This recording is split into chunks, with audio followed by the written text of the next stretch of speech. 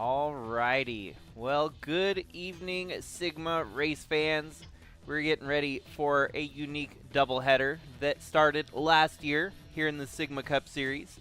The Bristol Double Down, bringing you 2 nights of racing here from Bristol, kind of splitting the difference between, instead of doing one 500-lap race here at Bristol, we're doing a pair of 276-lap Bristol races. And in the booth here tonight, alongside me, we've got Clint Harvick, and happy to have him here along for the call here tonight. How you doing here tonight, Mr. Clint? Man, I'm just happy to be here. I'm so glad I got invited to be in the booth.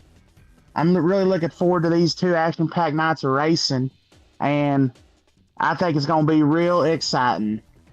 Oh, heck yeah. No, it's Bristol's it's no stranger to some excitement and chaos, carnage, and craziness. We might have shortened the race distance a little bit based on what we used to run here were full 500-lap events. It just got to be a little bit too much chaos for one night, so we had to break it into 2 nights, and for sure. Well, who do you got? What do you kind of got your eyes set on here tonight? What do you think is going to be the big topic of the night? Definitely the chaos that the narrow track and the narrow racing line is going to bring. It's just going to be chaos. That's what I'm looking for. Maybe, hopefully not a wreck fest, but maybe a little bit of caution would be nice. Heck yeah. No, yeah, it's 276 laps the distance. We are on a roll this season, the Sigma Cup, 11 races and 11 different winners. We just got to see the 42 machine of Brandon Butler II come home victorious last race, and rolling in tonight. It's pretty much a open season for, new race winners. Pole position, Al Bunch, who has not yet won a race this year. So the only bad part for Al Bunch is he does not want to hear this statistic, but no one has actually won from pole position in the 21 races that we've run here at Bristol. So he's going to be surrounded here, it looks like, by a couple other drivers that have wins this season. James Fireball Robert, Taden Bergen, and Ewan Wadarmy, both winners this season. Not winlers, I don't know what that word is. Chaz Chadwick and Craig the Void looking for win number 1. Followed by Chris Harvey and Alex Crowther. Jacob Schengle, a win on the season alongside Lynn Farrell. Bradley Ream and Chad Hertenstein, good qualifying position for the 21 Supra there. Cooper Dwight and Sebastian Torres, a pair of winners. Tyler Schengle and Brian DeBlanc, winless. Tom Cording and Tasha Wright, also seeking win number 1 this season. Finley Herwig and Kara Schengle, who just eked her way in through the sprint qualifier here tonight to make the main field. Monty Schengle in the Greg Biffle tribute car alongside Wyatt Wilkinson. Lewis Trost and Preston Kundo. Luis Rodriguez and Chase Kovacic. Ryan Little and John Hagan for the Genesis duo there. Carson Bowers and Lucas Holmes. Kellen Relic and Jimmy Logano. Kevin Xavier and Eli the Wolf, Braden Varga and Tyler Aspinall, Liz Schengle and Trevor Vaden. Brandon Butler, winner from last week, starting deep in the field here tonight with Tyler Landa alongside of him. Rich Roy, Trevor Walker, and Tristan Reams rounding out the field here tonight. So, Gentlemen, start your engines. Should be a good one. The nice part is being a little bit of a quicker race here tonight, not as long with 276 laps. Still enough laps for things to kind of shake out, and if perhaps we actually do get some cautions, some pit strategy might also unfold. Oh yeah, here you're loud and clear. Well, we're rolling here tonight from Bristol. Oh yeah, I got you loud and clear there. I know you said that we've had 11 different winners in 11 different races, this season. The amount of parity is insane, but I hate to say it, but I think that streak ends tonight. I think we are going to see our first multi-time winner of the night as Fireball Roberts there takes the lead. Yeah, you know, streaks are meant to be broken, and it's a streak that we've had this year that's second longest in parity history. Only bested by 2012, where we had 15 winners in 15 races to start the season. So, yeah, it's been a crazy roller coaster start to 2026 here. I guess wouldn't ask for anything different, because it's been one hell of a roller coaster to start the year. It really has. But if that streak were to continue tonight, I think Al Bunch I think he breaks that hard luck streak tonight, and I think he breaks through if the streak continues. I think he gets that first win on the season, either him or Chris Harvey. And then, yeah, you got the LFG teammates there in the top running order right now, with Chris Harvey, Chaz Chadwick, both there in the top 5. The other teammate to them, Ewan Wood Army, took home victory, so he's gonna be hungry. Those two are gonna be hungry to try and match his pace here. Absolutely. You know, they've already got one winner this season, you know. So I mean, those other guys on the team, they've got to be hungry and want to get those other cars into victory lane. And I think Tayden Bergeron has been one of the biggest surprises this year. As a veteran of the sport now, he's been at it for about 3 years and had not shown race pace quite like he has this year. He's led the most laps of any driver in the field. He has led most laps in so many occasions, but not brought home the victory only once, winning at Portland after leading most laps there. So he's got it figured out, just not able to secure it in a nice, neat little box at the end of the night. Well, that team as a whole has just been so good this year. You know, with the 42 of Brandon Butler, the second leading the points as of right now, before the race started, it's those guys, they've just been on fire this year. And that's something, like you said last week, they haven't really shown that much speed since they've been in the sport. But that team is just on fire. Both cars, you know, Brennan may not qualify well, but he's always there at the end. And Tayden just seems to find himself in the top 5 and the top part of the top 10 or in the lower part of the top 5 every single week. And that's just consistency wins championships. And that's what's fun about these races. I mean, you know, racing in a nutshell, that's why we drop the green flag. Sometimes the best car does not always win the race. So it just goes to show you that anything can happen week in, week out. And the fact that both of them have been able to really lock themselves a win this season in a field that's probably the stoutest it's been in a long time. 11 winners already in 11 races. We only had 12 different winners last year through an entire 42 race season. So the ceiling is very high, and it's going to keep, you know, rising above to what we had seen in the past couple years here. Yep, and absolutely. And with the amount of winners, I mean, that we already have, and I know you said the other a few seasons ago we had 15 for 15 on the number of winners.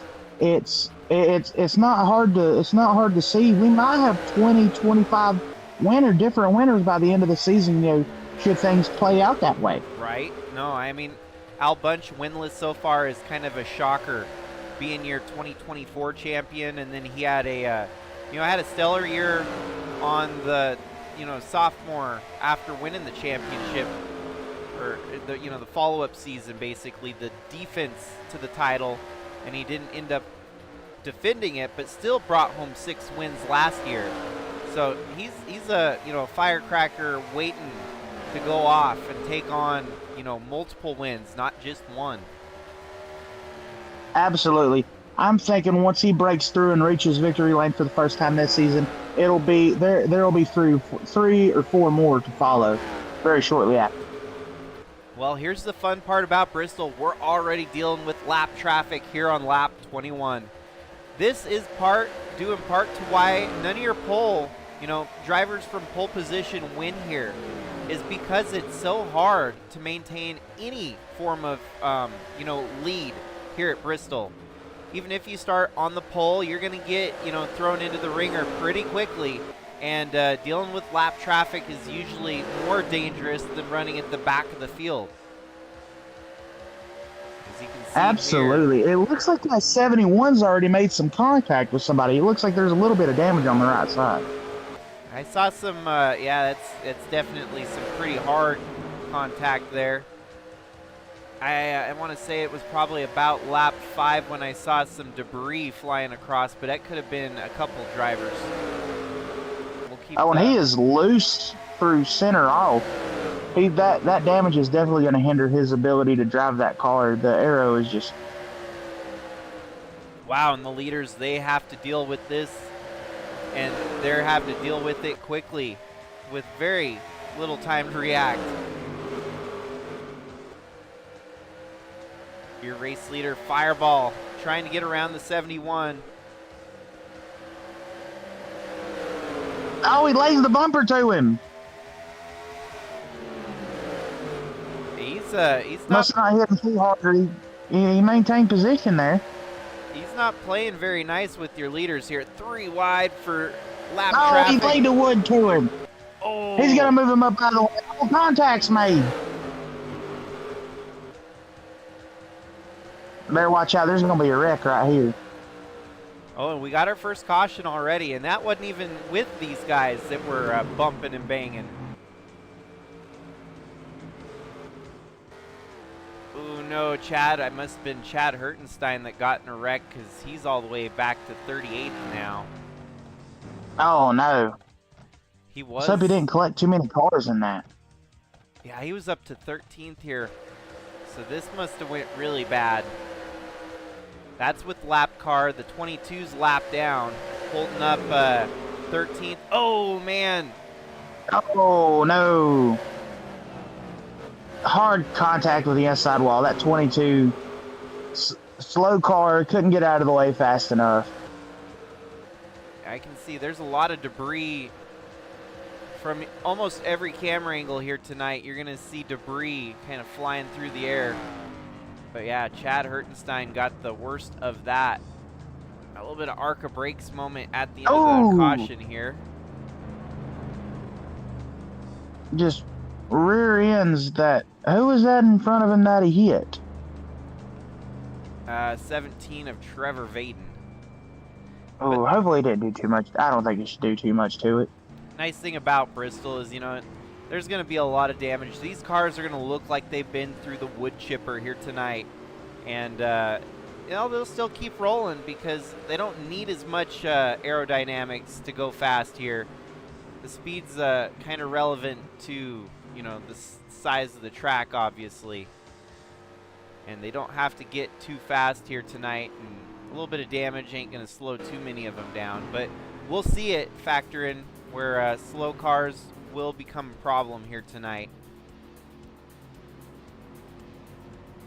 And this is simply the first caution of more than probably one to come.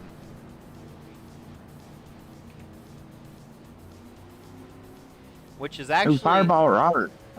He destroyed him on pit road. Oh yeah, he definitely got out.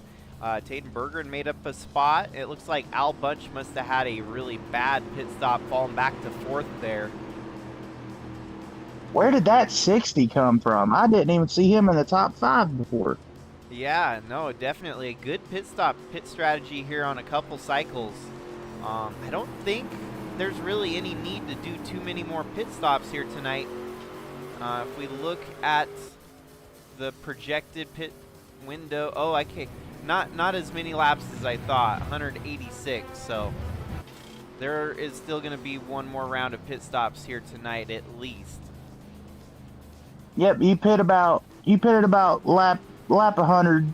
You should be able to make it to the end with a little fuel to spare.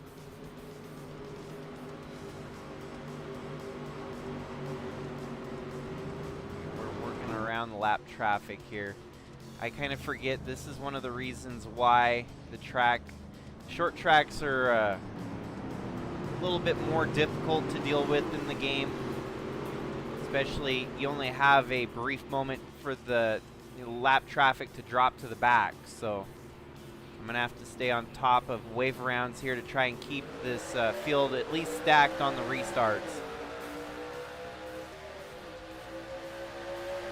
I was looking back in the pack, and it looks like coming to the restart, after starting just about shotgun on the field, the 42 has made his way up to 22nd already. Last week's winner sucks in qualifying. But it looks like he's got a pretty strong paced vehicle to get to the lead, hopefully. Yeah, right now, mid-pack Get up there. With the 43. Problem is, though, being this far back with the squirrels is somewhat problematic because you'll end up getting taken out from something not of your doing. Just like this right here, 3 wide with a group of lead cars and the lap down car there of Lewis Tross, the number 29 In-N-Out Burger. 3 wide again right behind that. Oh, Liz gets way down on the apron. Oh, they're stacking up on the inside. Almost a big wreck right there. It's amazing that they're not wrecking every lap around this track, but we keep it green and keep it rolling.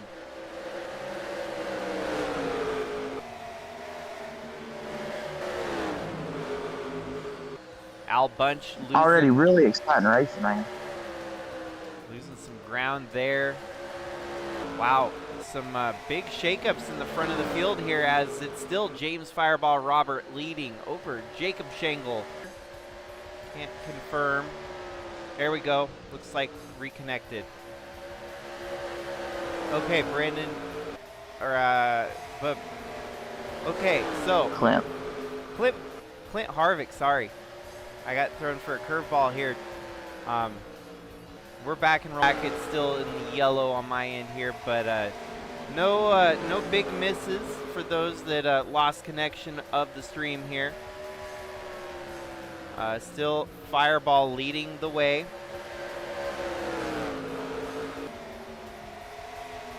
And top 4 pretty much have not changed here as they're still running the same that they've been running.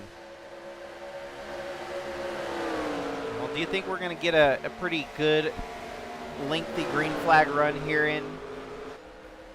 That's what I'm hoping for. I'm hoping we get a long green flag run. I think that's what these guys need. If we get a long green flag run, I think these guys will settle down, get in a groove, and won't be so prone to wrecking. Looks like some lap traffic in the mix again here. The 22, that is Trevor Walker running in 43rd position. At the moment, we still have 37 cars on the lead lap. And your top 3 those are all drivers with a win this season looking to try and get win number 2. But Tom Cording looks like he's going to try to spoil the party here as he's right there in the mix. Bradley Ream, Chris Harvey, those are all names seeking win number 1 here in 2026. And they have some good looking cars here tonight. Bradley Ream with the fastest lap, showing his muscle early on.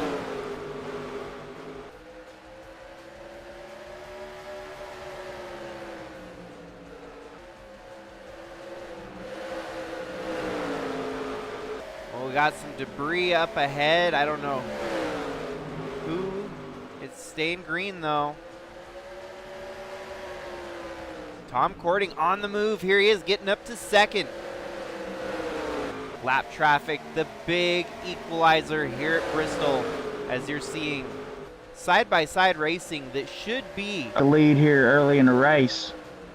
it should be resulting in a wreck almost every turn, but it's not. Oh, whoa, and they're almost wrecked. Oh. You think them running through all that debris on the backstretch could cause a tire to go down? Possibly. Now it's the track is getting dirty. It's getting very, very, very wild out there so far. It looks like they found a little bit of a clearing here in the lap traffic at the moment. Your top 4, but the lap traffic's only going to make life harder for everyone else outside the top 5. Jacob Shanglin, the 60 machine, falling way back now. Falls back from about second to ninth. Single file from ninth up. And right there, that's a KBM 1-2. The 95 of Fireball. And one of his team owners right behind him, the Cording brothers. KBM, Cording Brothers Motorsports with the Cadillacs this year. Tom Cording, he's had a bit of a struggle to start this season, but for whatever reason has woke up here tonight in Bristol. Two very fast race cars, definitely set up for the high banks and the short track. It's going to be hard to beat those KBM cars. And that's kind of the, you know, the common trend week in, week out right now with KBM. They may not be winning all the races, but they're definitely the #1 team at the moment. Absolutely, absolutely. And it's kind of crazy to think, you know, they're trying to be the flagship for Cadillac here in the Cup Series. Chevy's still the, you know, the dominant presence, but there's room. Obviously, there's room for Cadillac in the show here to stretch their muscles and actually put down, you know, a worthy fight to try and establish the top, you know, top tier of GM. See, I'm looking at points right now. Tom Cording, 22nd in the points after the first 11 races. His best finish this year has been a 4th at Atlanta. This is kind of our true first short track race. Every other short track that we've went to this year were in the form of Phoenix and North Wilkesboro. North Wilkesboro is about kind of the same style as Bristol, but a little bit longer. Nothing can quite compare to the half-mile bowl that is Bristol Motor Speedway. You know, you hear him say it all the time about at Bristol races. It's like flying jet planes in a gymnasium. Oh yeah, for sure.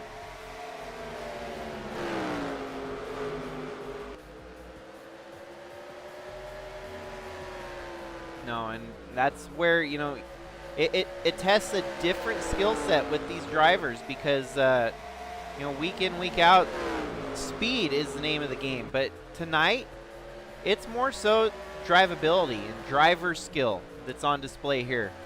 And we're starting to see more driver skill on full display here. That's kind of why we're seeing Tom Cording show up to the party here. Bradley Ream with a good night. Chris Harvey. How about that? Oh, Kellen Relics actually a lap down. That's crazy. I thought he would have been a valid candidate here tonight. But Kevin Xavier in the 14 machine for LFG Motorsports, he's got his teammate ahead of him there in the 18. Got him running pretty well here tonight. Yeah, after the luck that those guys have had this year, it's good to see those guys running pretty good. Dodge in the mix as well with the Hondas and the Cadillacs. Well, 200 laps to go here tonight. Tom Cording's right there, creeping into the picture. The 95 washes out, drives way up the track, and that's going to open the door for his team owner. Tom Cording giving it all he's got on the low side. He's going to take the lead here on lap 77. Man, that car is fast. To the point that car goes. I got a feeling he might try to drive away here. Bradley Ream making the move as well, up to second.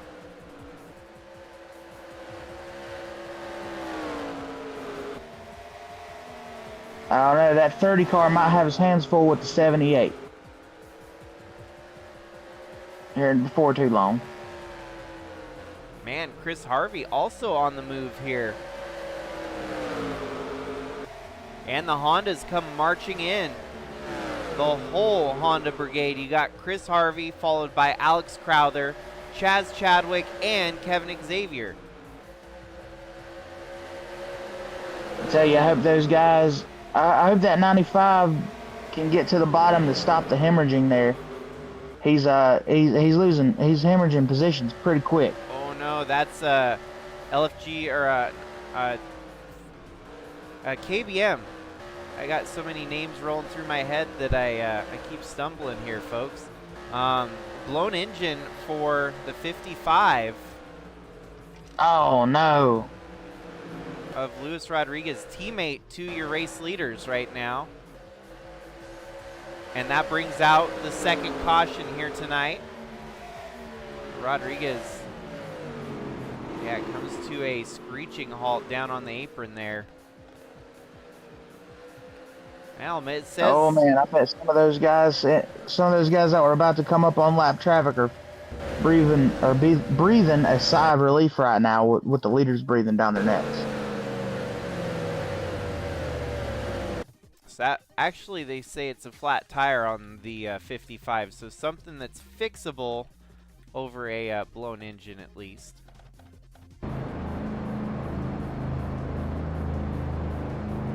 Going to wave around as many folks as we can here.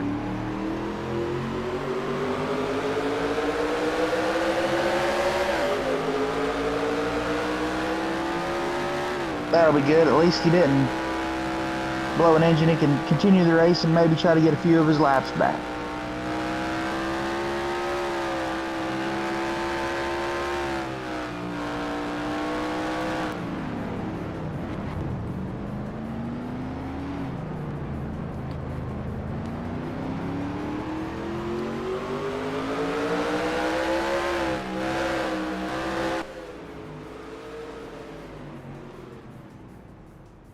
Yeah, so caution for a flat tire. That didn't happen very often, but at least it's given everyone a chance to recoup and recover here.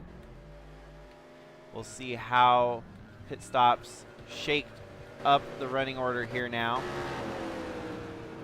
New race leader, the 19 of Chris Harvey, after pit stops here.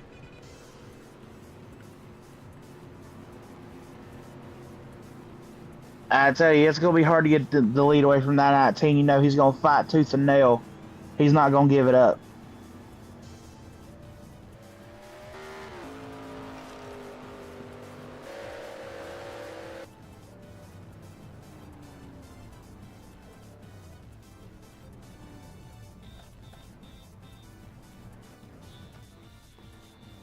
This is the tough part about Bristol is pit road.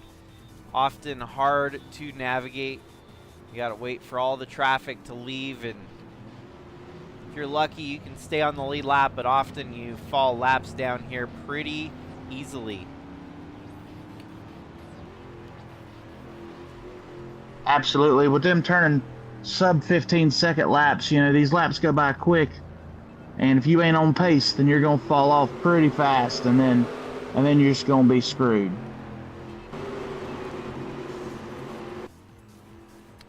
So yes, after two cautions here tonight, the field gets yet another shakeup.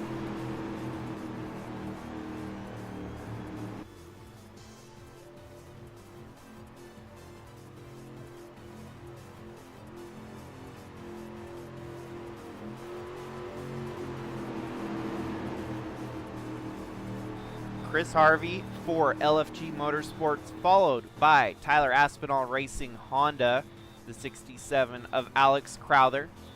And then you have Railfan Motorsports, the 78 of Bradley Ream, runner-up in Rookie of the Year title last year. Then it's Tom Cording, Chaz Chadwick, James Fireball Robert falls back from the lead to 6th. And then it's a slew of race winners, as you've also got Cooper Dwight and Ewan Wood Army. And then it's Tasha Wright, Braden Varga, and Kevin Xavier. Sebastian Torres, Finley Herwig, Wyatt Wilkinson, and Jacob Schenkel rounding out your top 15. Jimmy Logano, that one favored to be the top at extending the win. Come on, get rolling. There we go. Looks like we're gonna avoid. No, it's not pretty. That's gonna black flag the inside line there. Alex Crowther with a jump start. He's already honoring his black flag. Oh no. Well, it kind of shakes things out here to Tom Cording back to the lead before the cautions happened, which is kind of strange how it worked out that way, but it did. I don't think there's any more black flags being a couple drivers at the back, but that's it. So Tom Cording clear and free of any black flag. Let the restart stand, because the one driver that did jump the start actually did honor his black flag service there. It'll be a matter of time before they catch up to lap traffic anyways, and they're going to be fighting for their life. Yeah, absolutely. It's going to be, you know, that 67, it taking the plunge there, coming down and honoring that black flag. That's really going to hurt their finishing position for tonight. Wow, Chad Hertenstein from getting wrecked early, already up into the top 10 here tonight. Good resurgence for the first caution here tonight, making his way back through the field.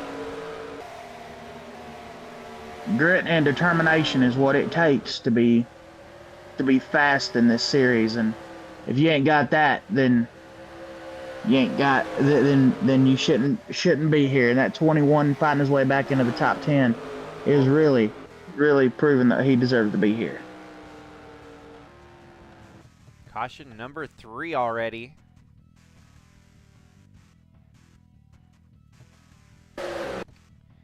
So Lewis Trost, who's already struggling to stay on the lead lap, he gets into the 88 of Hagen. That turns him. Also getting collected, Tristan Reams and Liz Shangle, also part of the wreck in the aftermath there. Oh no, that's heartbreaking for those guys.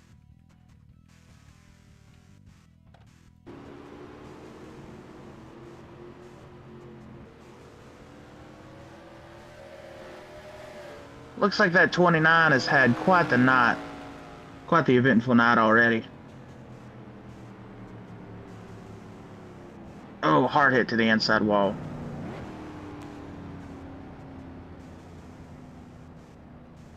I know I'm a little behind, but it seems my my feed's been cut out here. My live feed's been cut out.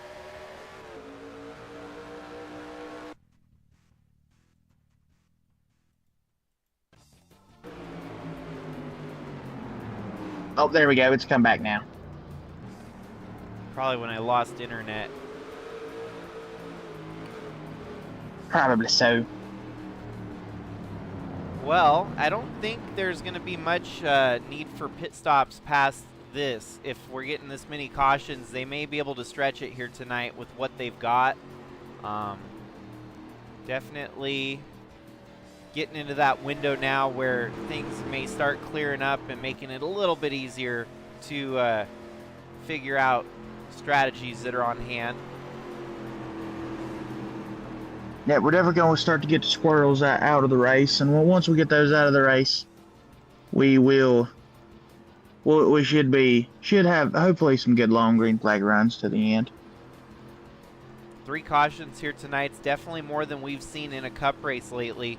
The last few cup races, I don't think we've really gotten much further past 3 cautions. So things are trending within a little bit heavier on the caution side here tonight, as one would expect when you come to Bristol.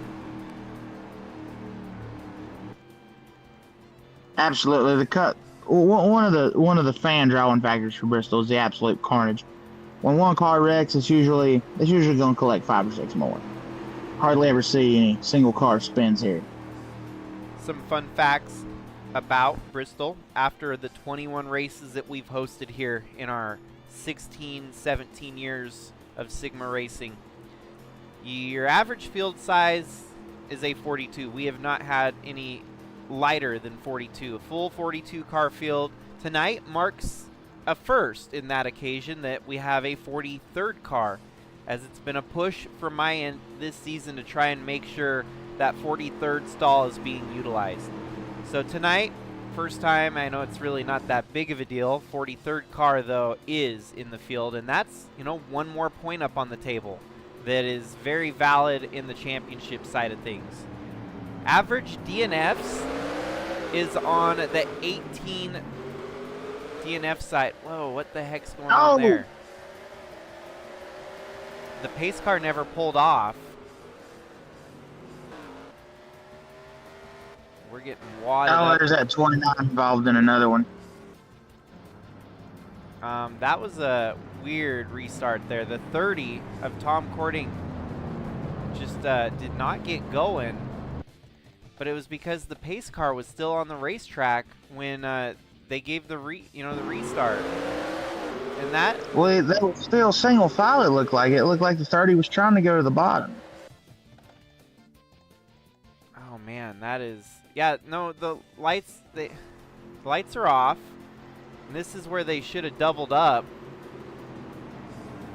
It looks like they go to double up. And then they just fire off really early before the restart zone. Well, it's starting to feel more like an ARCA race at this moment. Oh, the 42 and the 18 get together there.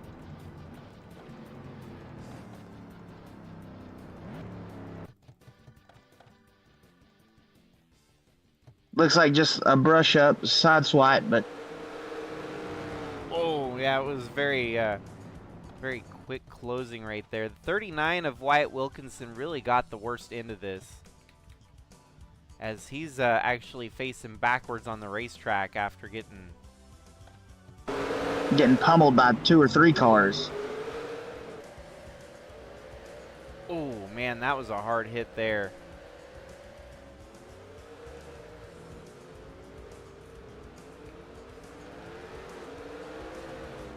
Terrible luck for those guys.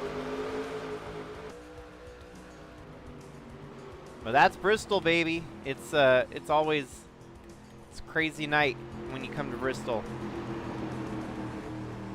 And right now, James Fireball Robert moves his way back into the lead over Ewan Wood Army. That's a pair of race winners this season already. Braden Varga, though, up to 3rd. We haven't seen him up here until now, so he's showing up when the time matters. 1 retirement officially. 2 more. Okay, the 29 and the 94 also retired. The 9 did have a very strong run in Atlanta earlier in the season. That he did, yeah. And it's been kind of hit or miss anywhere else, but we'll see if he can maybe try to return to that form. I think what I need to do here is actually see who is of the lap down cars in with the leaders, because that's going to spoil the restarts. We have to send them to the end of the longest line. Allow our leaders clear track. The sooner I actually implement the EOL, the sooner they can start working their way around them. And I think that's everyone that's a lap down anyways.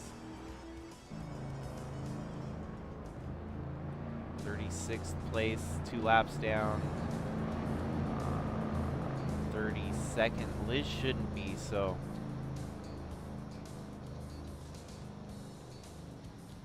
There's only 1 car that's really getting hurt on the restart here. That won't be the end of the world. Yet again, this is why short tracks tend to be dropped from the calendar. Bristol is the one exception I've made for all these years.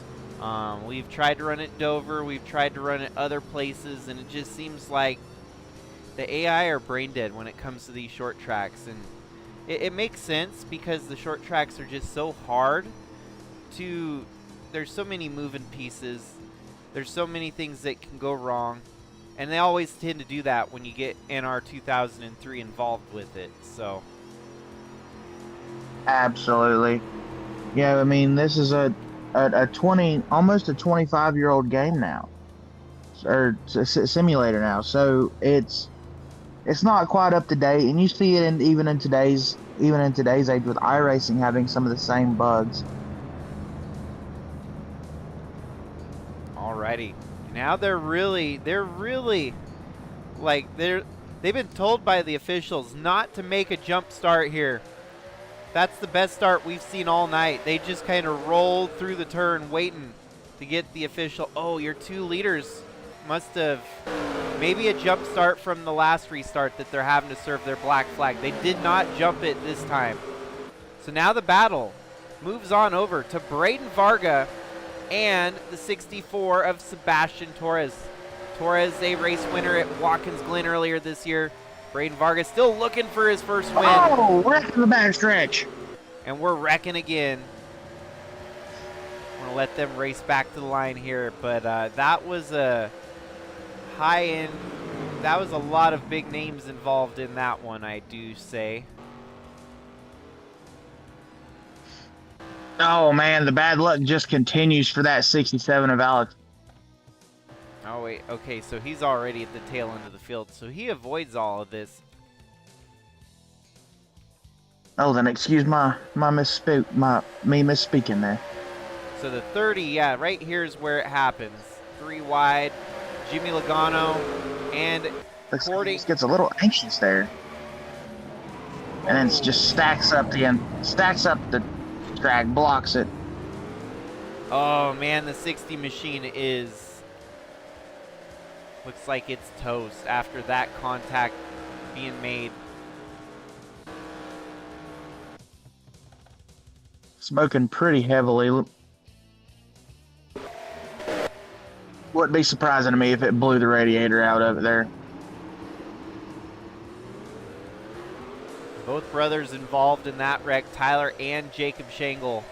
And Tom Cording, I think, just wrong place at the wrong time. 3 wide battle. And it connects with the 28 of Jimmy Logano, 7 of Tyler Shangle, the 41 of Cooper Dwight, and the 60 of Jacob Shangle. 42, though, there of Brandon Butler, the second. It looks like he woed up. And he just did his Ross Chastain impression there, running on the outside rim of the racetrack. Better be careful, he's going to blow a tire doing that.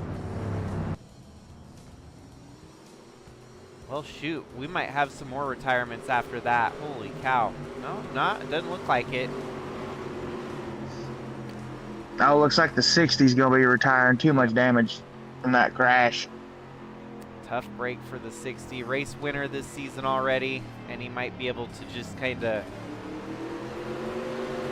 close up tonight and set his sights on tomorrow night for trying to rebound. Yep, roll out that bat ready. See, I think just about everybody's going to need a backup after this race.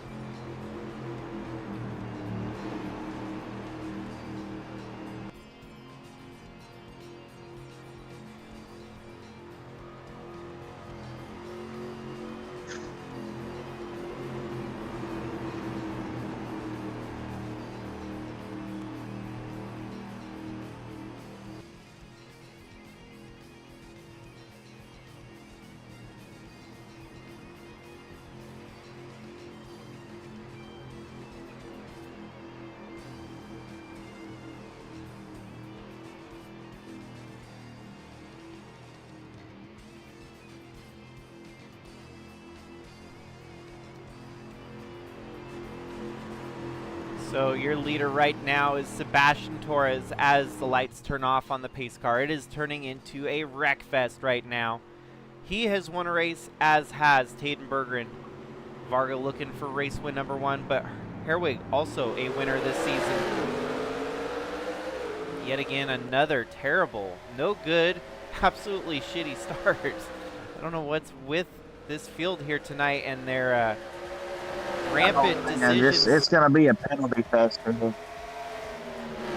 I think we might just need to fire the pace car driver. We might just have to go to single file restarts here tonight too, which we can do that if it continues to be a problem, but we're reaching the halfway point. I don't want to, and another caution. We're going to go single file.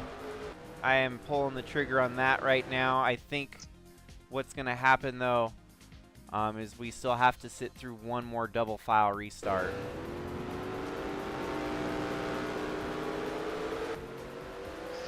I'd say that's probably best course of action is to... Oh, there's another toasted up. Oh, boy. Okay, this one was a gnarly wreck. Oh, boy. Okay. So, are we racing at Bristol or are we racing at Talladega? 4 wide. What in the world? 4 wide at Bristol? Dude, that ain't right. Vintage Ryan Priest right there. Doing his, looks like the 18's doing his best Ryan Priest impression. Right? Flipping around, tumbling, collecting a couple other cars as he slid up the racetrack. Let's go along for the ride with the 18 on that. Ooh, the 54 of Kovacic, his car is totaled. 18 will probably be totaled as well. The 26 of Lucas Holmes, the 77 of Preston Kundo. 77. Nowhere to go. Absolutely nowhere to go. Same thing for just the 39 too. Dude, the 42 of Brandon Butler keeps showing up to these wrecks, but keeps driving right around it. That's the right place at the right time. Usually it's a wrong place at the wrong time.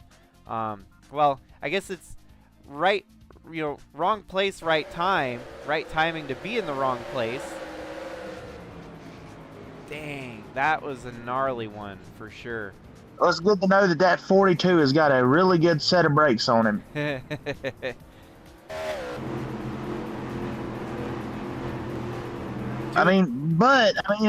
good to see that, just from seeing him earlier in the season, he hasn't had the best luck of avoiding crashes on tracks like this. He crashed really hard in the season, or I think he broke a push rod in the opening race of the season, and then was involved in a crash after being up front all day at Daytona.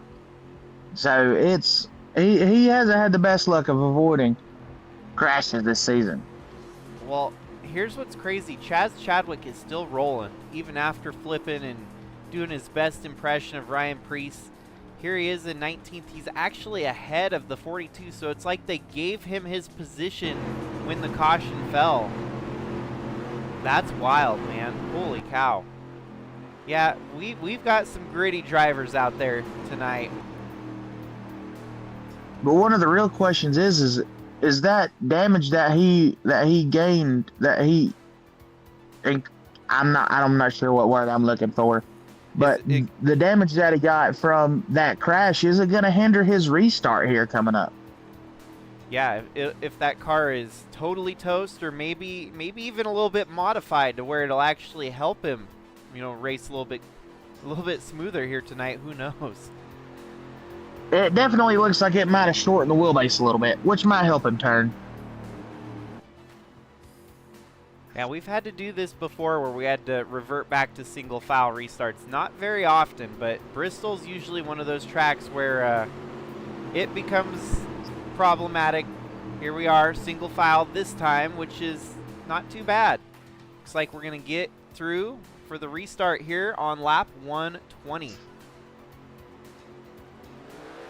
And they get to the restart zone where they should to make the restart. Chad Hertenstein, your race leader here, heading towards the halfway point. Gets a really good jump there. Braden Varga in second. Your pole setter, Al Bunch in third. He's kind of climbing his way back into the picture here.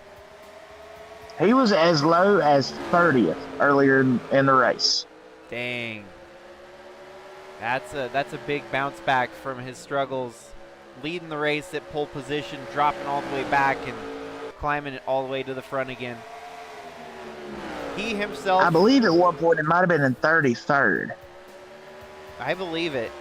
Al Bunch's struggles have been highly documented this year, and it's weird that he's not at front lead laps like the Taten Berggren story, for example, where we've seen him leading all the laps. That used to be Al Bunch just 2 years ago. And so, yeah, Al Bunch has got the deck stacked against him here tonight. No one has won from pole position at Bristol in our 21 races of Sigma Cup experience at this track.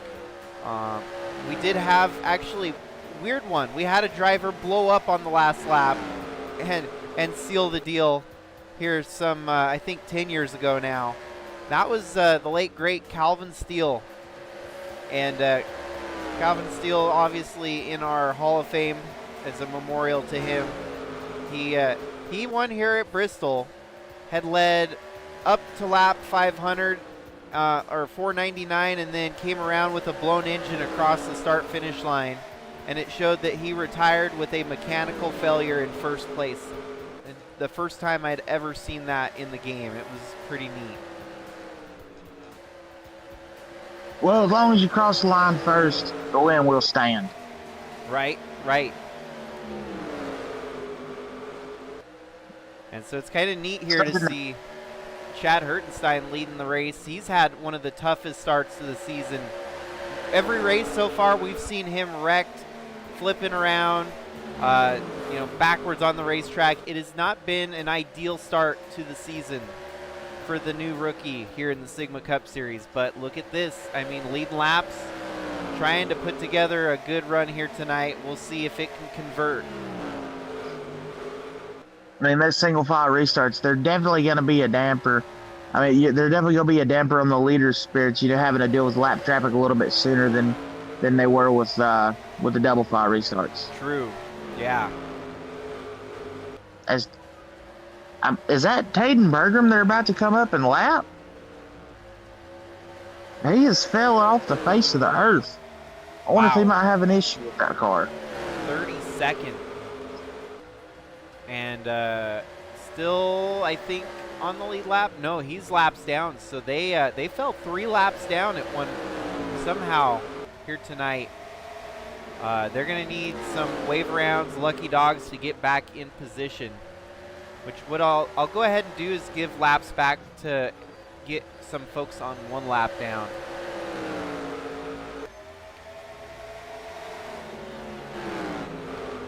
Was he one of the cars that had to serve a penalty for a jump start? It might have been.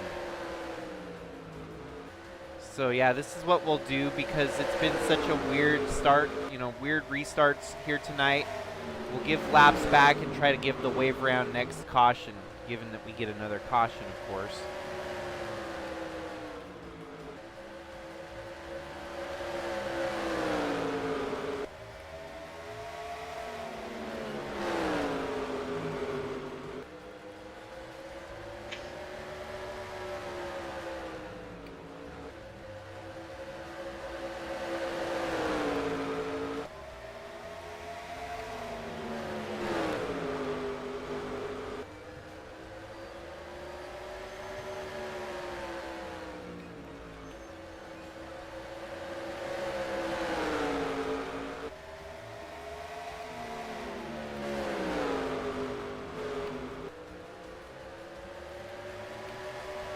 Well, now that we're settling into a pretty lengthy green flag run here, that just means that the laps are going to tick away even quicker here tonight, which might mean, we might be seeing the last restart if we don't get another caution.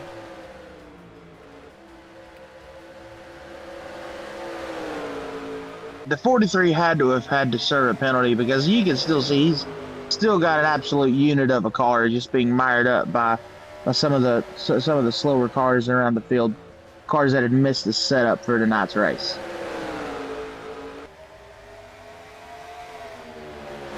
So yeah, they will definitely be seeking another caution here tonight to try and get the wave around.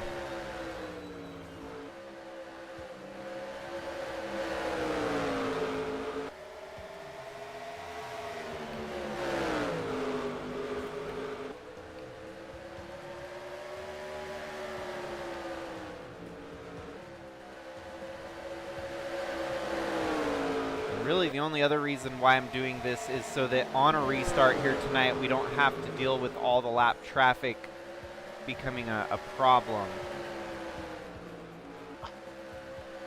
It's absolutely a valid reason for race director to be giving people their laps back.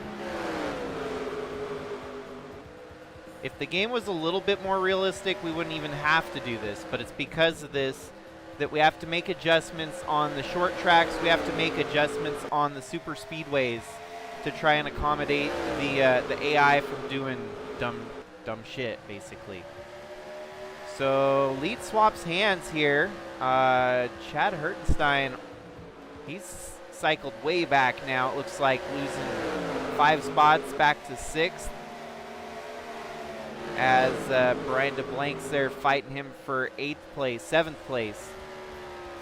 Tosh up to 6th. Tyler Aspinall in 5th. Monty Shangle in 4th.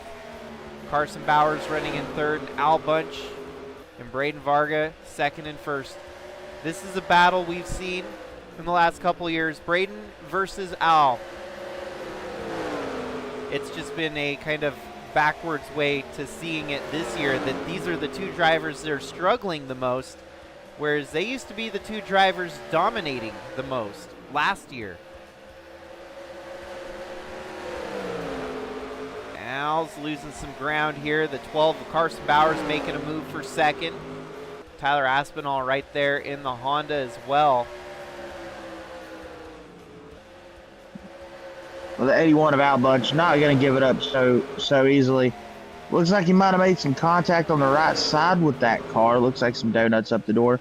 But maybe this battle between the 81 and the 12 might reignite an old rivalry. Well, that's crazy. The 12 has donuts on both sides of his car, so he's been all around the racetrack here tonight, and looks to be faster than the 81. So that, that's kind of scary. The officials might have a close eye on that Genesis after the race to try and dissect it, figure out why is that car running so fast with that much damage. Well, there is absolutely going to be a protest from somebody should that 12 car win. Hey, and the nice part is the 9 of Braden Varga may be the cleanest car out there, and he's up front leading the race. So sometimes it's the cleaner cars. It should be the way it works, but not necessarily at a short track like Bristol. Forget about the clean car rule. You're not going to have a clean car in the field by the end of tonight. But Varga wants to try and keep it that way. Keep the car looking like it's in one piece here tonight. Dealing with lap traffic ahead of him. Well, those victory lane photos are always nicer when your car's not absolutely destroyed. Doesn't look like there's much of a scratch on that 9 car. Well, we have surged past halfway here tonight. 119 laps remaining after 157 laps complete. We've spent 6 caution periods here tonight for 34 laps under yellow. And the single file restart seems to have kind of fixed our woes here tonight. We didn't go right into caution number 7 right away, so nice green flag push here, and we'll try to run as deep as we can without too many more cautions, hopefully.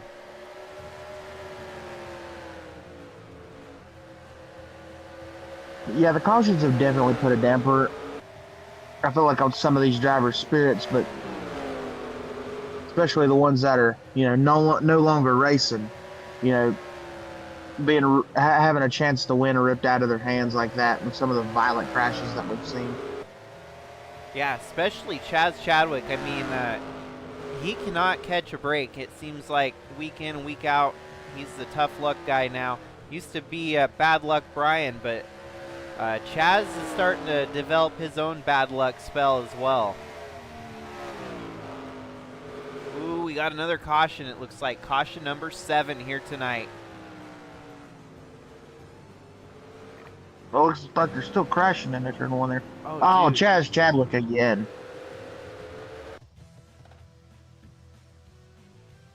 Interested to see where all this has started. Oh, wow. Okay, so... they were wrecking in front of him. Ah, man, that's a good run for Kevin Xavier. Turned sour here, it looks like. Running 14th here. Yeah, just another one of those 3 wide scenarios. He gets hooked by the 69 of Lynn Farrell. Oh, Jimmy Logano, that might be a day ender for him. It's always tough to see those guys spin there towards the end of the front stretch, and because they're going to hit that front stretch wall, or they're going to clip it at least, and they're going to shoot right back up into traffic. That's always scary because a driver going off into turn one, you're blind. A lot of people don't realize that. You can't see out of the left side out of these windows out of the windows of the side windows of these cars. Sorry, cannot speak. Cannot see out of the side windows of these cars. So you're looking dead straight. When you get blindsided, it's a hard hit because you are just not prepared to take it.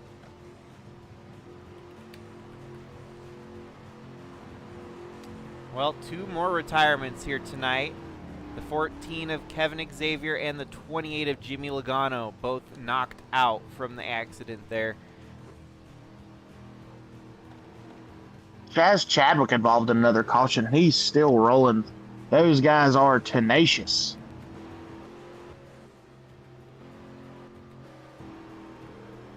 This is a very, very important pit stop, maybe the last pit stop of the night. Tasha 31st, how in the world did she fall a lap down here?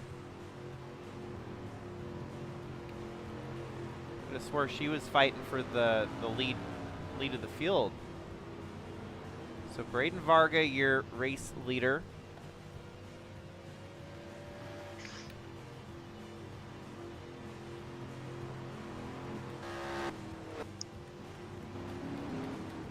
Yeah, the lap cars are making their pit stop now. Oh, it looks like the 30 stopped on the apron for some reason.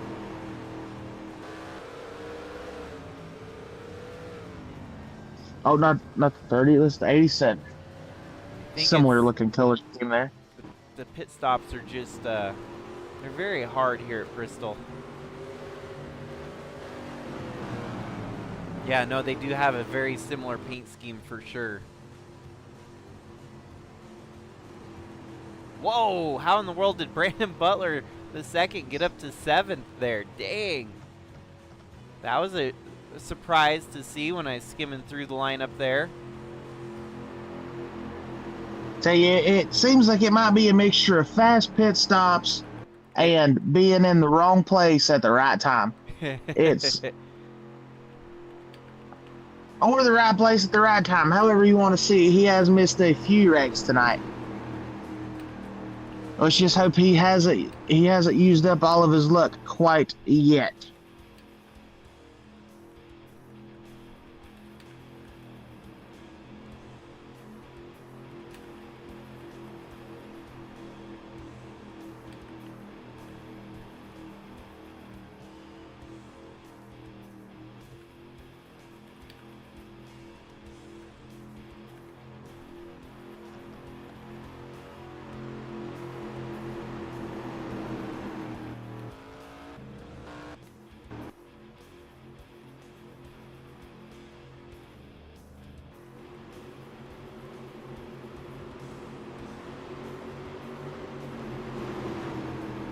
Well, I guess tried to make the wave rounds happen, but it did not want to do wave rounds. Lights turned off on the pace car, and it looks like the one of What Army's going to get his wave around here. Everyone else I'll just give a lap plus to.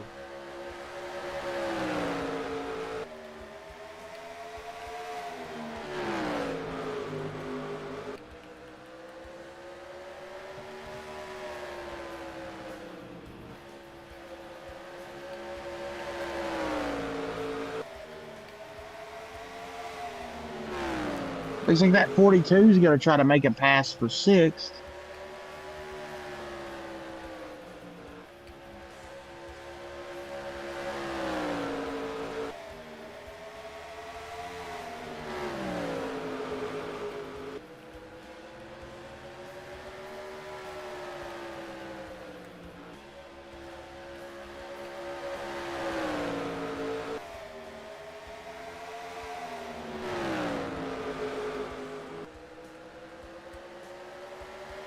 Okay, I think I got everyone back on the lead lap that needed to be back on the lead lap there.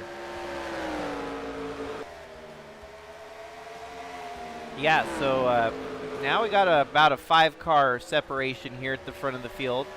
Braden Varga holding the lead over Al Bunch.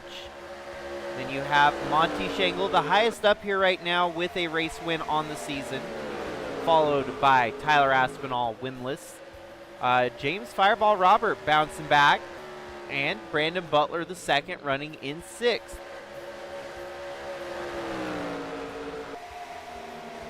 Yeah, I think once they get back to lap traffic, it's really going to shake up this running order. Tyler Shangle surviving and trying to adapt to the ever harsh conditions here tonight at Bristol. That 7 machine. Top 10 run for him. The eldest Shangle, the number 16 there of Monty, the top runner right now in 3rd.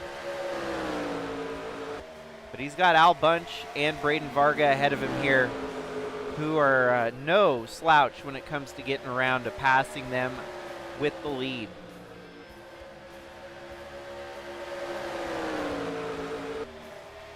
I know that Al Bunch has had a very, very vocal, start of the season. He is not happy with the direction that the team has kind of guided him this year. His mindset is race wins or nothing. And right now it's a whole bunch of nothing. So a 3rd place at the last race, definitely trending in the right direction. But he's going to be bummed here. I guarantee you he's going to be bummed to even finish 2nd. It's like win or nothing.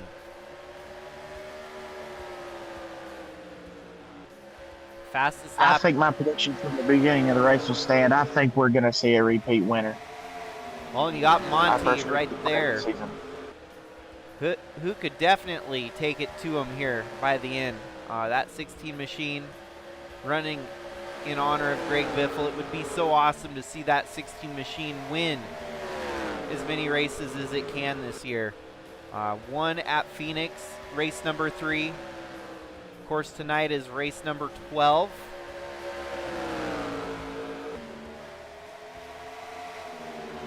Funny thing is, Thanks for that. What were you saying there, bud? I was just gonna say, funny thing is, Monty is usually the breaker when it comes to the multi-win. Killing the parity at the start of the season. He actually killed parity on 3 separate occasions through the last 16 years of Sigma racing. So it's very possible that he could be the guy to break the parity train yet again. It wouldn't be a surprise if he's got a knack for doing it. I believe he might be the man for the job tonight. The 69, we might have to DQ him. He is a rolling roadblock at the moment. It looks like he just merged back. Reconnection successful. Cool. Reconnection successful. Cool. Well, look at this. It looks like the 42 is up to about the 5th position.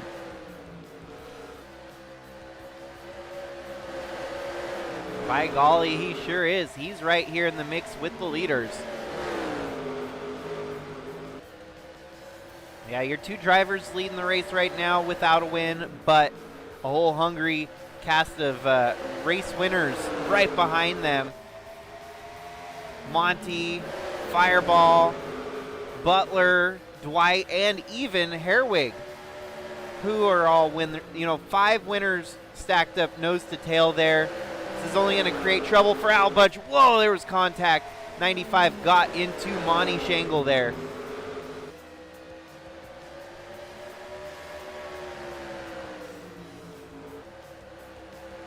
Oh, 41 made contact with the 42. There on entry to the corner, shot him up the track. Shot the 41 up the track. Maybe drove in a little bit too over his head a little bit too much. As the 45s looking to the inside of the 95, or the 42s looking to the inside of the 95. Excuse me.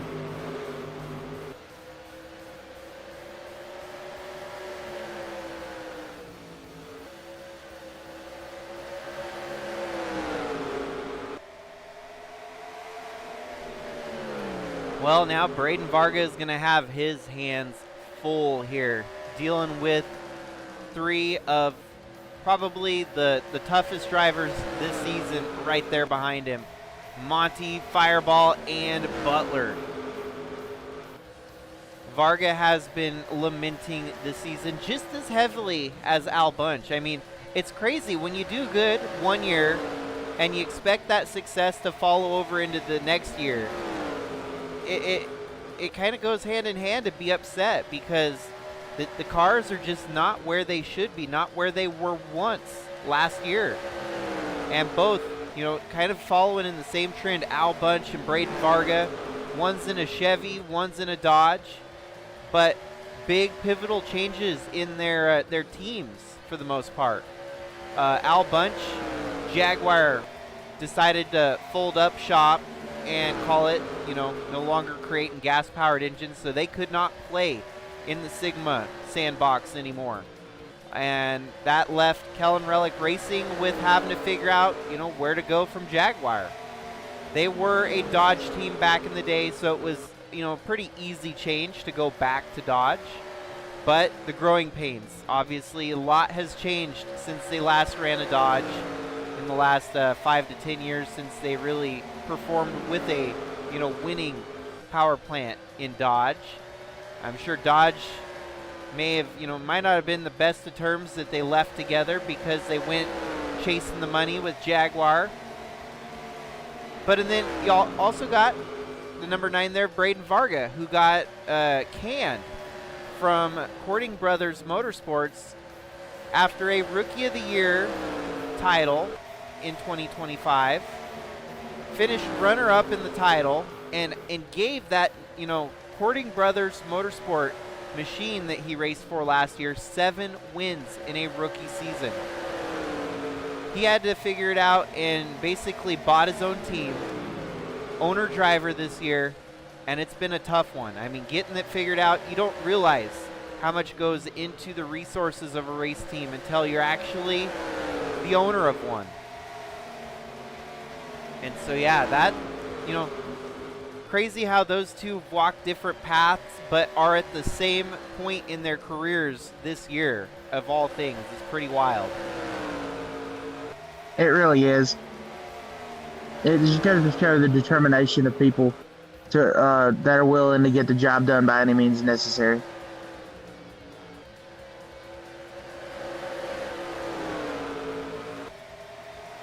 Dealing with a bunch of lap traffic now. This could open the door for Monty Shangle in second there as he's hunting down the 9 of Varga.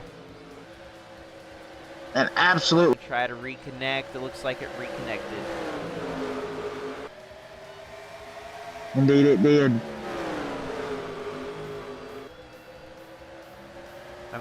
I'm hoping for fiber optic internet about this time next year. It's getting planted around my property, so good chance that I may have fiber optic internet, and that should be, you know, that should be the solution to all my problems, hopefully.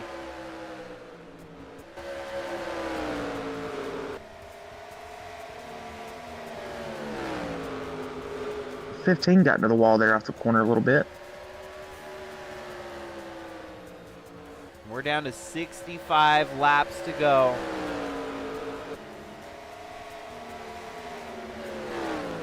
Oh, and it's just going to get even more interesting as that 9 car tries to hold off that hard charging number 16. And that 95 and 42. It's going to be a very, very interesting end of the race. I'm excited, absolutely excited to see how this unfolds with just under 70 laps, just under 60 laps to go. Chad Hertenstein trying to hold on for a top 10 finish here tonight, 7th on the track. You do got to wonder what tomorrow night will bring for us. If we're seeing this kind of action here tonight, is it going to convert? Are we going to see the same cars fighting for the win tomorrow night, or are we going to see a completely different ball game? That's kind of the fun part about this doubleheader is last year, the first year that we did it, it was like a tale of 2 different games. And I fully expect for that to be the case again this year. You know, Braden Varga might be up here fighting for the win tonight, but he might be tail end of the field tomorrow, trying to hold on to a top 20 or top 30 position finish. That is an absolutely realistic scenario. Is you never know, he might bring, if he comes out of this damage free tonight, he might choose to to use this car, but it doesn't take into account the with the track conditions of what goes on and what might happen to the track overnight. Yeah, he's starting to build up a gap here. Monty falling backwards as the 9 has some clear track after the 1 of you and What Army ahead of him there. Oh, we got another caution. Yellow, 8th caution here tonight. And that's definitely not what Braden Fargo wanted to see. Oh, and it's a yard. It's a... It is a parking lot. As you and What Army just ARCA brakes into the corner into that crash. Wow. Chris Harvey bouncing off the wall. Oh, boy. Oh, started way before that. Okay, so this is in 14th place. That's Tyler Shangle in the 7 machine. It starts way ahead of him even. The lap down I think car. that all started with the 22 and the 21. One of those cars. Wait, so that's Al Bunch in 6th place. Oh, the 22 loses it. And then everyone else, there's nowhere to go. Whoa, Chad gets into it. Wow. Oh, Tatenberger. And then everybody just piles in there. An absolute parking lot on the entry to turn 3.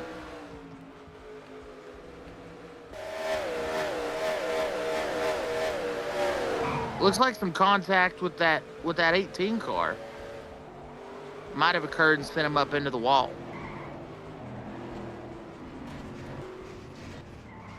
Man, we might just have half the field knocked out of the race now. Chad Hertenstein, a great run here tonight. Unfortunately, comes to a very harsh ending as he had a top 10. If enough cars wreck here, you never know. He might still be top 15, top 20 here tonight, even with the... Yeah, the aftermath of that wreck was pretty gnarly. Man, that was just an absolutely gnarly crash. Very few people are going to walk away unscathed here tonight. Okay, yeah. More than half the field knocked out now. Looks like the 7 laps down, that's Tristan Reams. But Rich Roy, in this accident here, retired in 32nd, 33rd. Trevor Walker retired. Tyler Landa out. Then you got the 7 machine out. The 1 of Ewan Watermery out. The 19 of Chris Harvey out. 55 of Luis Rodriguez. The 21 of Chad Hertenstein looks like he's going to get 25th or 26th. And then the 12 machine of Carson Bowers also retired. 3 cars, 1 lap down. That's the 85, the 39, and the 51. And Well, with only about 23 cars left, 24 cars left in the race, I don't think lap traffic will be as big of an issue as early it is after a restart. No, by no means are we going to have any more trouble with lap traffic in the same size that we've been dealing with all night. I mean, that crash just absolutely decimated the field. And we almost made it through the night. We were just about 50 laps shy, and then the big one happened. So Braden Varga is going to have to drive the wheels off this number 9 machine to keep those hungry drivers behind him. This may not be an easy order to fulfill. I'm sure he was probably happy to see that caution, though, because that's just less laps under green that he has to defend against that 16, because that 16 was absolutely breathing down his neck before the restart. Well, look at that. They get a little bit of breathing room there between the two of them. Yeah, but all he has to worry about now is hitting his marks and not making mistakes, because these 50 laps, they're going to fly by very, very fast.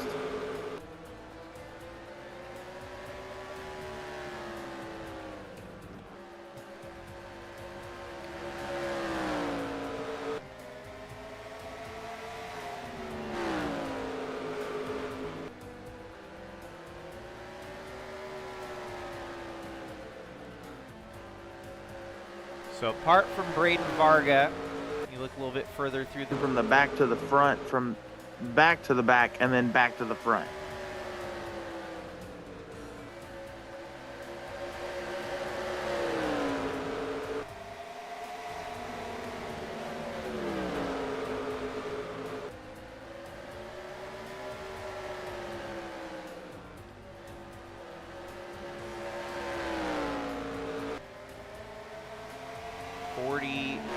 laps left to go. Braden Varga, man, I honestly did not have him slotted as a potential winner here tonight by any means. So the crazies, you know, it's another wild card race, kind of like the super speedways and the road courses that we've been dealing with to start the season.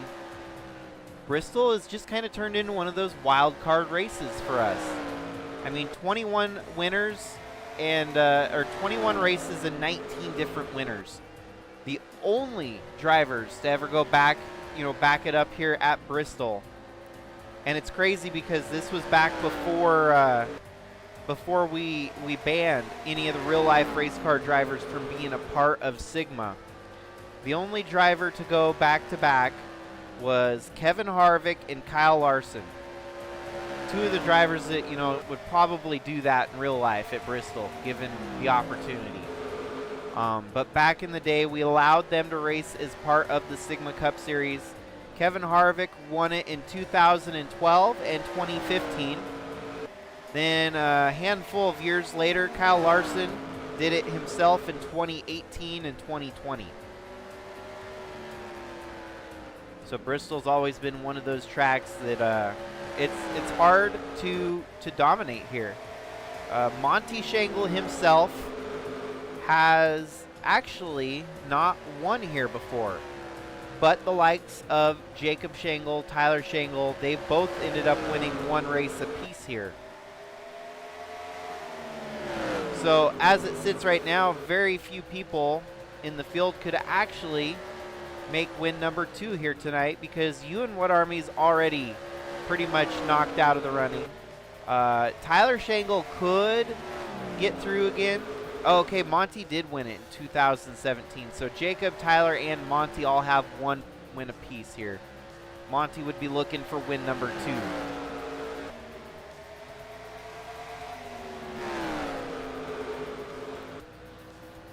Sometimes that chart's right there in front of my face and I still miss the details.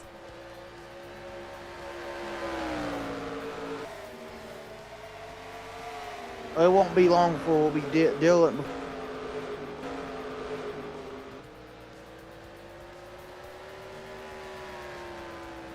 Oh, it looks like we've got a pass for third going on, with the 42 passing the 95 of James Fireball Robert.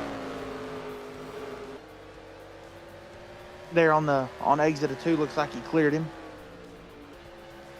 Trying to make a hard charge to the front, try to go back to back.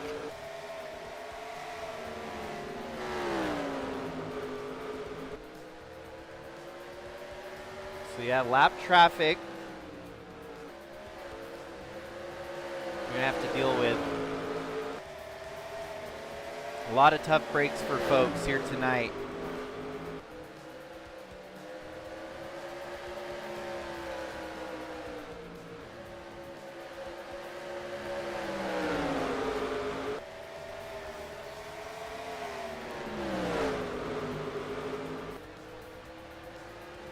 Monty getting there. Oh, look at that. The third place driver of Brandon Butler the second.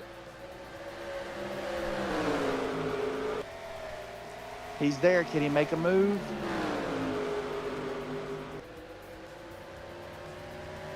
Oh, the 15 got into the wall, and I think everyone's going to drive around him there. That was a hard hit by the 15 machine. He's going to try to take out the wall again, it looked like. It's a wreck I wouldn't be waiting to surprised happen. if there's not something broke on that car. Wow.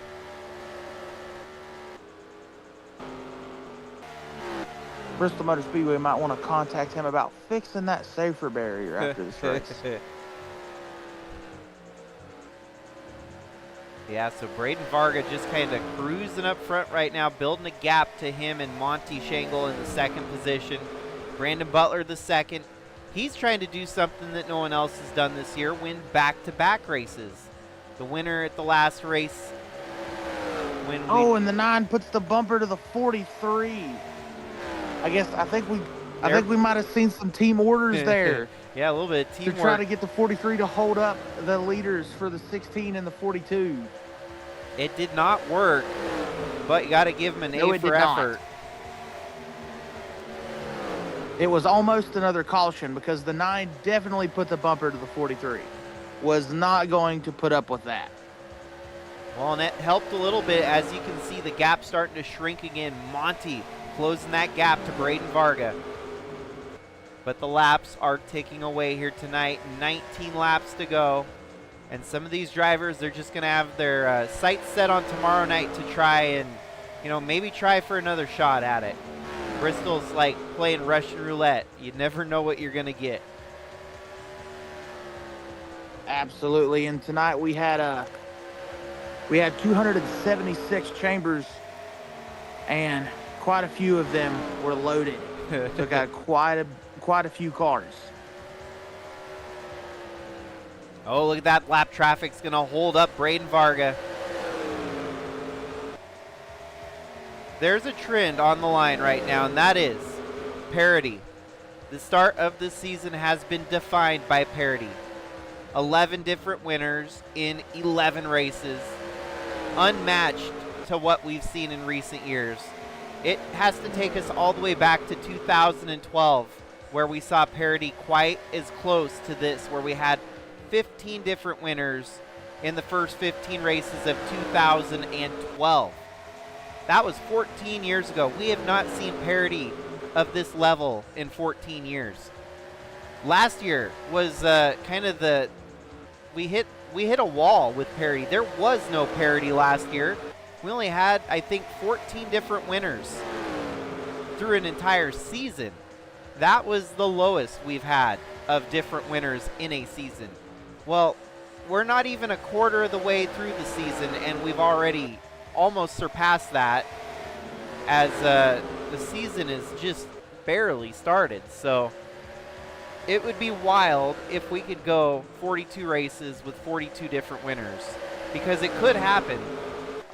There's going to be a point in time where it becomes increasingly difficult for that trend to continue. But tonight, with Braden Varga, your race leader, he would extend it to 12 different winners in the first 12 races. Pretty wild, and especially with another one of these races tomorrow night, we're just going to be pushing the luck on what this trend can do. What are our odds of keeping that trend alive?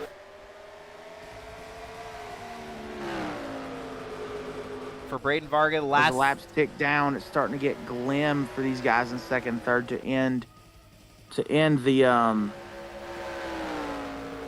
parity. Your points leader, though, Brandon Butler the second, he's going to keep that points lead here tonight, as the competition around him not building as many points as he has here. He might not be done. He might be trying to get up to second here and add on to that points tally and become kind of the certified top dog here tonight. For the season, as early as it is, 12 races in, he wants to try and establish himself as the guy that they're going to have to go through. And for a rookie, nonetheless, definitely going to be one of the guys to be in the Rookie of the Year competition and maybe the championship. Yeah, that's crazy. Our rookies are looking like championship caliber drivers year in, year out. Last year and the year before that, I mean, Atlee Weiss, the 2023 Sigma Cup champion, he was the Sigma Rookie of the Year the first time that ever happened. So it can happen, and it has already. Lap traffic is going to give Braden Varga a headache here. White flag waving this time by. He's just got to hold off the 16 for one more lap. Well, and that might have been all he needed, was to get around that 15 and set sail. Another car cutting in on the lead traffic here. But Braden Varga, against all odds here tonight, he gets the win at Bristol in the first of the double down here this weekend. 12 for and 12. The parity continues, so close to having that First repeat winner, yeah. Oh, internet. horseshoes and hand grenades. Okay, yeah, my internet clipped out again there.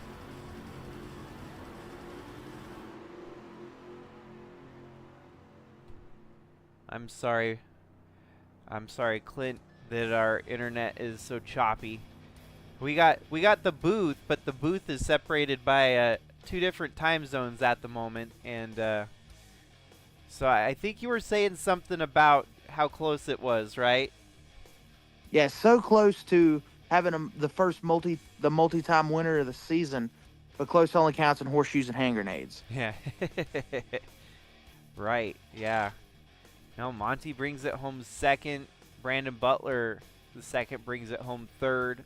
James Fireball Robert. Said he retired from the event. Did he have something break on that car? Well, here's the problem with the track. Whenever the checkered flag waves, the leader comes down pit road first before every other car has finished the race. So that's kind of a null and void. This time, it just shows they retired. I'd seen one, though, where it was a blown engine, mechanical failure. And the retired is just, yeah, it's just short track shenanigans, NR2003 being itself. But holy cow, man, 12 for 12.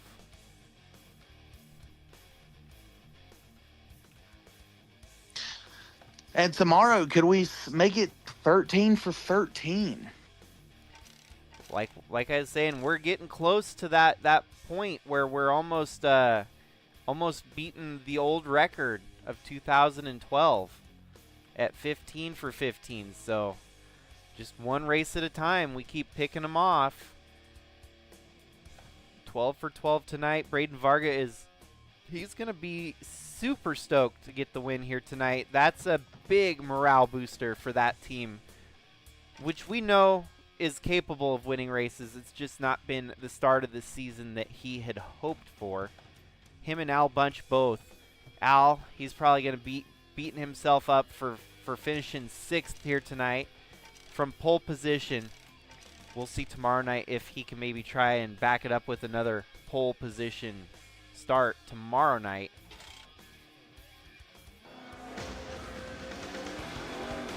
Absolutely.